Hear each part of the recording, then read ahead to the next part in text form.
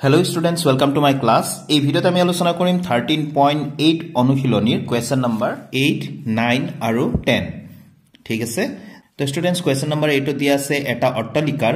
গম্বুজটো অৰ্ধগোলাকাৰ মন কৰিবা কেনেকুৱা গম্বুজটো অৰ্ধগোলাকাৰ ইয়াৰ ভিতৰ ভাগত 498.96 টকা খৰচ কৰি চূণ লগোৱা হ'ল যদি প্ৰতি বৰ্গমিটাৰত চূণ লগোৱাৰ খৰচ 2 টকা হয় মানে 2 টকা হয় তেন্তে তলৰ কেটা নিৰ্ণয় কৰা এক নম্বৰত আছে গম্বুজটোৰ ভিতৰ ভাগৰ পৃষ্ঠকালি নাম্বাৰ 2 আছে গম্বুজটোৰ ভিতৰৰ বায়ুৰ আয়তন এতিয়া স্টুডেন্টস আমি গম্বুজটোৰ ভিতৰ ভাগৰ পৃষ্ঠকালি কেনেকৈ উলিয়াম আমি মুঠ যেটো খৰচ হৈছিল তাক প্ৰতি বৰ্গমিটাৰত অৰ্থাৎ 1 মিটাৰ স্কয়াৰত কিমান টকা খৰচ হৈছিল হেতুৰে হৰণ কৰি দিম অৰ্থাৎ এই টকাটোক এইটোৰে আমি হৰণ কৰি দিলে গম্বুজটোৰ ভিতৰ ভাগৰ পৃষ্ঠকালি উলাই আহিব ঠিক আছে আকৌ গম্বুজটোৰ ভিতৰৰ বায়ুৰ আয়তন এটো আমি কেনেকৈ উলিয়াম এটো আমি গম্বুজটোৰ ভিতৰত কিমান বায়ু আছে তাৰ আয়তনটো উলিয়াব লাগে অৰ্থাৎ এই যে অৰ্ধগোলাকাৰ যেটো আছে অৰ্ধগোলকৰ আয়তনৰ ফৰ্মুলা ব্যৱহাৰ কৰিয়ে আমি গম্বুজটোৰ ভিতৰৰ বায়ুৰ আয়তন উলিয়াব পাৰো ঠিক আছে তো স্টুডেন্টস আমি কেটামান কথা এনেকৈ আমি লিখিলম আগতে মুঠ খৰচ 498.96 টকা 1 মিটাৰ স্কয়াৰত খৰচ 2 টকা এটো দিয়া আছিল হয়নে এতেকে গম্বুজটোৰ ভিতৰ ভাগৰ পৃষ্ঠকালি মুঠ খৰচ পাই 1 মিটাৰ স্কয়াৰত খৰচ 1 মিটাৰ স্কয়াৰ মানে প্ৰতি বৰ্গমিটাৰত খৰচ তো স্টুডেন্টস মুঠ খৰচ আছিল 498.96 আৰু 1 মিটাৰ স্কয়াৰত খৰচ আছিল 2 এটো আমি ইয়াত লিখি ললো এতিয়া 2 দিয়া হৰণ কৰিম অৰ্থাৎ এনেকৈ কাটি দিব পাৰো কিমান বাৰ হৰণ কৰিব পাৰো 2 ৰে 4 দুবাৰ 9 আমি কেবাৰ কৰিব পাৰো 2 4 গুণ 8 9 লাগিছিল 8 পালো 1 বাকি থাকিলে 18 হল 2 9 গুণ 18 তাৰ পিছত দশমিক আছে দশমিকটো ইয়াত লিখি ললো 9 কেবাৰ যাব 2 দি 2 4 গুণ 8 অৰ্থাৎ 1 বাকি থাকিলে ইয়াতে কিমান হৈ গল 16 হল 1 বাকি আছিল ইয়াত 1 আৰু 6 16 তো 2 8 গুণ 16 ঠিক আছে তো আমি উত্তৰটো পাই গলো ইয়াত আমি পাম 249.48 ভিতৰ ভাগৰ পৃষ্ঠকালি উলিয়াব দিছে গতিকে আমি ইমান বৰ্গমিটাৰ বা মিটাৰ স্কয়াৰ এটো আমি এনেকৈ লিখি দিম ঠিক আছে তো এটো হৈ গল গম্বুজটোৰ ভিতৰ ভাগৰ পৃষ্ঠকালি এতিয়া স্টুডেন্টস গম্বুজটোৰ ভিতৰ ভাগত থকা বায়ুৰ আয়তন উলিয়াবলৈ হলে আগতে আমি ব্যাসাৰ্ধটো নিৰ্ণয় কৰি ল'ব লাগিব তো ব্যাসাৰ্ধটো আমি কেনেকৈ নিৰ্ণয় কৰিম গম্বুজটোৰ ভিতৰ ভাগৰ পৃষ্ঠকালি যেটো পাইছিলো এইটোৰ পৰাই আমি ব্যাসাৰ্ধটো উলিয়াব লাগিব ঠিক আছে আয়তন নিৰ্ণয় কৰিবলৈ হলে আমি ব্যাসাৰ্ধটো জানিব লাগিব অৰ্ধগোলকটোৰ তো গম্বুজটোৰ ভিতৰ ভাগৰ পৃষ্ঠকালি মানে গম্বুজটোৰ ভিতৰ ভাগৰ বক্ৰ পৃষ্ঠকালি তো অৰ্ধগোলকৰ বক্ৰ পৃষ্ঠকালিৰ ফৰ্মুলাটো আছিল 2 পাই r স্কয়াৰ হয়নে আৰু ইয়াৰ মানটো আছে 249.48 এটো মিটাৰ স্কয়াৰ আৰু নিলিখিলে হল পিছত লিখিম তো 2 পাই মানে 22/7 r স্কয়াৰ এটো r মানে ব্যাসাৰ্ধ তো 249.48 এতে এই সংখ্যা কেটা ইফালে বজ্ৰগুণন কৰিম তো r স্কয়াৰ ইকুৱেল টু 249.48 লিখি ললো আৰু এই 7 তলত আছে তো ওপৰলৈ গল আৰু গোটা সংখ্যা আৰু ওপৰত থকা কেটা কত আহিব হৰত আহিব 2 * 22 ঠিক আছে তো এতিয়া আমি 2 ৰে কাটিব পাৰো 2 1 * 2 2 ৰে ইয়া কাটিলো 2 1 * 2 2 2 * 4 2 4 * 8 এটো 9 আছিল গতিকে 1 বাকি থাকিলে দশমিকটো উঠাই ললো এই 1 আৰু 4 14 হৈ গল 2 7 * 14 আৰু ইয়াতে 8 আছে 2 4 * 8 ঠিক আছে তাৰপিছত আকৌ 2 ৰে কাটিলো 2 11 * 22 2 ৰে ইয়া কাটিলো 2 6 * 12 এটো 4 আছে 2 2 * 4 দশমিকটো লিখি ললো 2 3 * 6 ইয়াতে 1 বাকি থাকিলে 14 হল 2 7 * 14 মই একেবাৰে লাহে লাহে কৰি দি আছো যাতে সকলোৱে বুজি পায় ঠিক আছে তো 11 এৰে আকৌ ইয়াক যদি হৰণ কৰো আমি পাও তো 11 দি ইয়াক কাটিলো কিমান পাম 11 5 * 55 ঠিক আছে তো মই হৰণ কৰি দেখাই দি আছো যদি নবুজা এটো 62.37 বহুতে বুজি নাপাব পাৰে মই দেখাই দি আছো কিহেৰে আমি হৰণ কৰি আছো 11 দি 11 5 * 55 তো ইয়াৰ পৰা আমাৰ কিমান আহিলে 7 আহিলে ডেসিমেলটো উঠাই দিৱাৰ পিছত হে 3 টো আমি ইয়াত আনিব পাৰো তো 11 6 * 66 73 পৰা 66 মাইনাস কৰিলে আমি 7 পাম এই 7 টো নমাই আনিলো 77 হল 11 7 * 77 তো অৰ্থাৎ 11 এৰে ইয়াক কাটিলে আমি পাও 5.67 তো 5.67 লিখি ললো কি থাকিল চোৱাচোন 5.67 আৰু ইয়াতে 7 আছে ঠিক আছে তো আমি ইয়াত লিখিম r square equal to 5.67 into এই 7 টো থাকিলে তো এখিনি পূৰণ কৰিলে আমি পাম মাল্টিপ্লাই কৰি দিয়া 7 7 * 49 হাতত থাকিলে 4 7 4 * 7 6 * 42 আৰু হাতত আছিল 4 46 হৈ গল 6 আৰু হাতত থাকিলে 4 7 5 যা 35 আৰু 4 39 দশমিক আছে দুটাত তো দশমিক আমি দুটাত দি দিলো ঠিক আছে তো এতিয়া আমি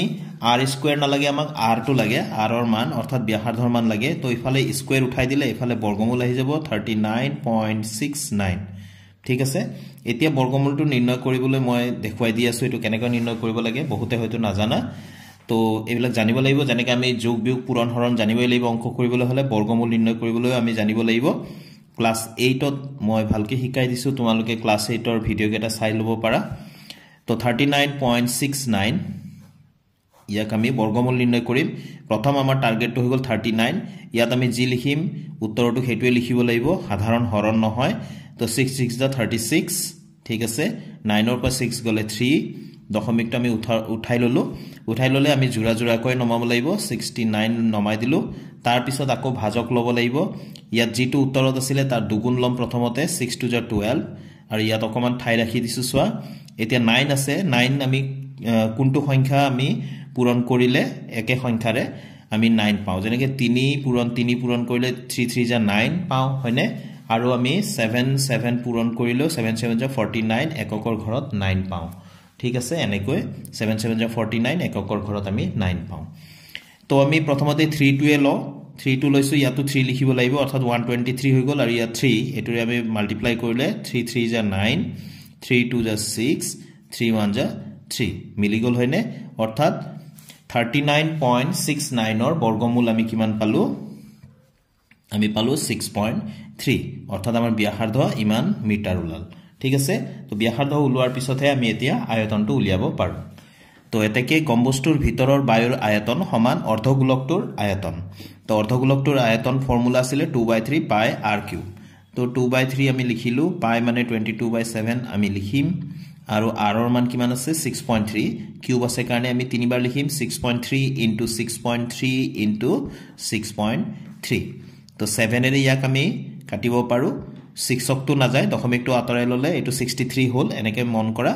তো 7 9 যা 63 তো 3 ৰে আকৌ ইয়াক কাটিব পাৰো দশমিক আতৰাই ললো 9 হল 3 3 যা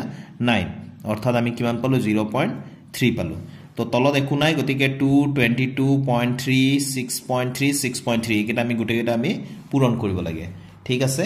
কি পূৰণ কৰিব লাগে 2 into 22 into 0.3 into 6.3 into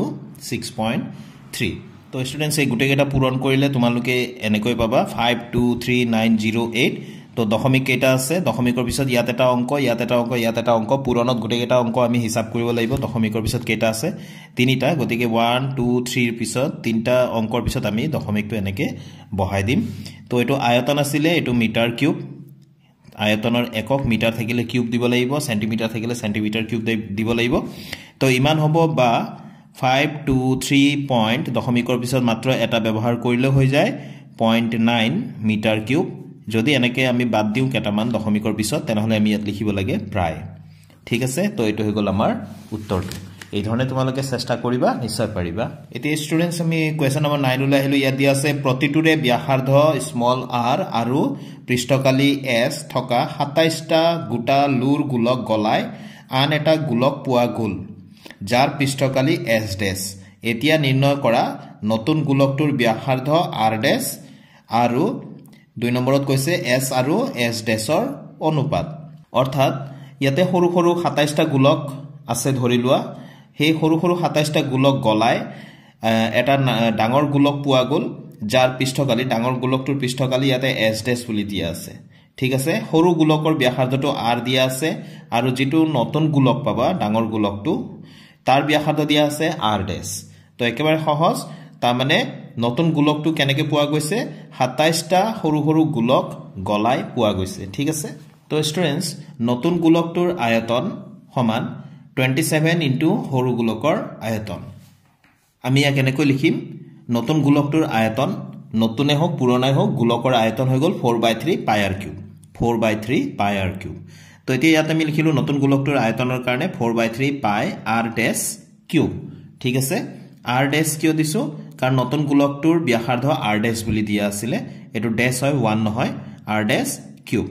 তো ইয়াতে 27 টু এইটো কাৰণ সৰু সৰু 27টা গোলক গলাই ডাঙৰ গোলক পোৱা গৈছিলে সেইকাৰণে 27 ইনটু সৰু গোলকৰ আয়তন লিখা হৈছিলে 27 টু এইটো ইনটু সৰু গোলকৰ আয়তন হৈ গল 4/3 পাই r কিউব সৰু গোলকৰ ব্যাসাৰ্ধটো স্মল r দিয়া আছিল তো আমি লিখিলো তো দুইফালে 4/3 আমি কাটি দিব পাৰো পাই পাই কাটি দিলো ঠিক আছে তো এতিয়া ইয়াতে r ড্যাশ কিউব সমান এফালে কিমান আছে 27 r কিউব আছে হয়নে 27 মানে 3 কিউব তিনিটা তিনি পূৰণ কৰিলে 27 পাও তো 3 আৰু r ৰ কিউব আমি একেলগে লিখি দিলো তো দুইফালে আমি কিউব কিউব আতৰাই দিলো এতেকে r ড্যাশৰ মানটো আমি কিমান পাম 3r ঠিক আছে এটো হৈ গল আমাৰ প্ৰথমটো উত্তৰ এতিয়া ষ্টুডেন্টস আমাক s আৰু s ড্যাশৰ অনুপাত উলিয়াব দিয়া আছে গতিকে s বাই s ড্যাশ এনেকৈ লিখি ললো s মানে আছিল পৃষ্ঠকালি ঠিক আছে পৃষ্ঠকালি কাৰ গোলকৰ s মানে সৰু গোলকটোৰ পৃষ্ঠকালি আছিল s ড্যাশ মানে আছিল ডাঙৰ গোলকটোৰ পৃষ্ঠকালি তো s আমি কেনেকৈ লিখিম গোলকৰ পৃষ্ঠকালিৰ ফৰ্মুলাটো হৈ গল 4 পাই r স্কয়াৰ 4 পাই r স্কয়াৰ তো এটো s ড্যাশ আছে ইয়াৰ ব্যাসাৰ্ধটো r ড্যাশ আছিল গতিকে এটো আমি লিখিম 4 পাই r ড্যাশ স্কয়াৰ ঠিক আছে তো 4 পাই কটা গল r স্কয়াৰ বাই r ড্যাশ স্কয়াৰ আমি ইয়াতে পাইছো এতিয়া তো স্টুডেন্টস r স্কয়াৰ টো আমি এনেকৈ লিখিম r ইনটু r আৰু r ড্যাশৰ মানটো সোৱাচোন 3r আছিল গতিকে 3r ইনটু 3r লিখিম দুবাৰ কিয় লিখিলো স্কয়াৰ আছে কাৰণে ঠিক আছে তো আমি একেলগে এনেকৈ কটাকটি কৰিব ভাল হ'ব তো ওপৰত একো নাই মানে 1 আছে তো তলত 3 3 যা 9 হয়নে কিমান পালো 1/9 ঠিক আছে তো s বাই s ড্যাশ 1/9 পাইছো এতেকে আমি লিখিম অনুপাতত আমি লিখিম s অনুপাত s ড্যাশ ইকুয়াল টু 1:9 এটো হৈ গল আমাৰ উত্তৰটো তো এই অনুশীলনীৰ একেবাৰে অন্তিমটো কোৱেশ্যনত আহি পাই গলো ঔষধৰ কেপসুল এটাৰ আকাৰ এটা গোলকৰ দৰে কেনেকুৱা গোলকৰ দৰে অৰ্থাৎ গোলক যাৰ ব্যাস দিয়া আছে 3.5 মিলিমিটাৰ এই কেপসুলটোত থবলৈ কিমান ঔষধ লাগিব আমি মিলিমিটাৰ কিউবত উলিয়াব লাগে ঠিক আছে অৰ্থাৎ কেপসুলটোৰ আমি আয়তনটো উলিয়াই দিলে হল কেপসুলটো কেনেকুৱা গোলক তো স্টুডেন্টস আমাক দিয়া আছে গোলকটোৰ ব্যাস 3.5 মিলিমিটাৰ এতেকে ব্যাসাৰ্ধ হৈ যাব আৰ আমি 3.5/2 ব্যাসৰ আধাটো হৈ গল ব্যাসাৰ্ধ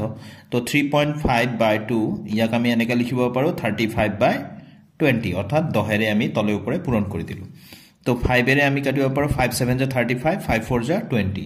অৰ্থাৎ আমি এইটো কিমান পালো 7/4 মিলিমিটাৰ ঠিক আছে আমি ব্যাসাৰ্ধটো উলিয়াই থলো তো এতেকে ক্যাপসুলটো থবলৈ ঔষধ লাগিব গোলকটোৰ আয়তনৰ সমান তো গোলকৰ আয়তনৰ ফৰ্মুলাটো আছিল 4/3 পাই r কিউব ঠিক আছে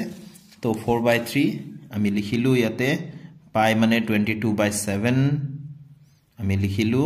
আৰু r ৰ মানটো কিমান আছিল 7/4 হয়নে তো কিউব আছে কাৰণে আমি কেইবাৰ লিখিম তিনিবাৰ 7/4 * 7/4 * 7/4 তো এই 7 7 কাটি দিলো 4 4 কাটি দিলো হয়নে এটোৰে কাটিব পাৰো 2 2 যা 4 2 11 যা 22 তো খুব বেছি মানে কৰিব পাৰো আৰু নোৱাৰো গতিকে আমি মাল্টিপ্লাই কৰি দিলে আমি পাও ইয়াতে 3 2 যা 6 6 4 যা 24 ঠিক আছে আৰু 11 7 আৰু 7 আমি মাল্টিপ্লাই কৰিলে আমি পাম 539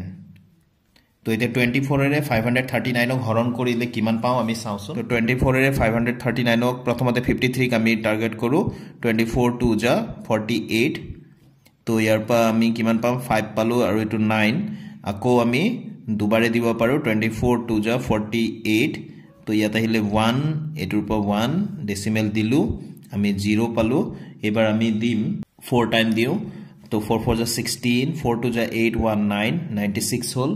তো আমি বিয়োগ কৰি চাও কিমান পাও তো 10 ৰ পৰা 6 গলে 4 ইয়া 10 ৰ পৰা 9 গলে 1 ডেসিমেল আছে এবাৰ 0 দিলু 5 টাইমস দিও 5 4 গুণ 20 ৰ 0 হয়নে আৰু ইফালে 5 2 গুণ 10 11 12 120 পালো ইয়াৰ পৰা 20 আহিলে ডেসিমেল আছে কাৰণে আকৌ 0 পালো তো এবাৰ আমি ইয়াতে 8 টাইমস দিও 8 4 গুণ 32 ৰ 2 হাতে গল 3 8 2 যা 16 8 গুণ 16 16 আৰু হাতত আছিল 3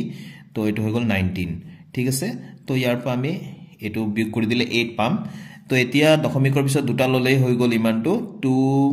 22.4 আৰু ইয়াতে 8 আছে যেহেতু আমি কিমান লিখিম 46 লিখিম ঠিক আছে স্টুডেন্টস আমি পাই গলো 22.4 6 আয়তন হয় গতিকে এটো মিলিমিটাৰ কিউব লিখিম তো গুটেখিনি লোৱা নাছিলো হে কাৰণে আমি ইয়াত লিখিম প্ৰায় ঠিক আছে তো এটো হৈ গল আমাৰ শুদ্ধ উত্তৰটো তো এনেকৈ তোমালোকে গুটেখিনি অংক কৰিবা গুটেখিনি মেইন কথাটো হৈ গল ফৰ্মুলা বিলাক জানিব লাগিব পূৰণ হৰণ যোগ বিয়োগ